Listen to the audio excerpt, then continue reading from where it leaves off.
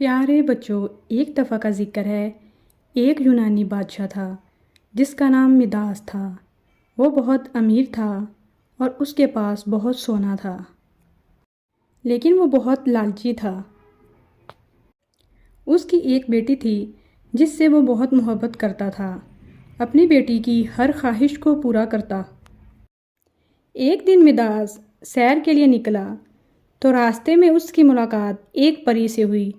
پری کو کچھ مدد کی ضرورت تھی۔ مداس نے اس کی مدد کی۔ پری بہت خوش ہو گئی۔ پری اس سے کہنے لگی کہ تمہاری جو بھی خواہش ہے مجھے بتاؤ، میں اسے پورا کروں گی۔ مداس کہنے لگا کہ میں چاہتا ہوں میں جس چیز کو بھی ہاتھ لگاؤں وہ سونا بن جائے۔ پری نے اس کی خواہش پوری کی۔ جب مداس واپس اپنے گھر جا رہا تھا تو راستے میں اس نے کچھ درختوں کو ہاتھ لگایا تو وہ سونے کے بن گئے۔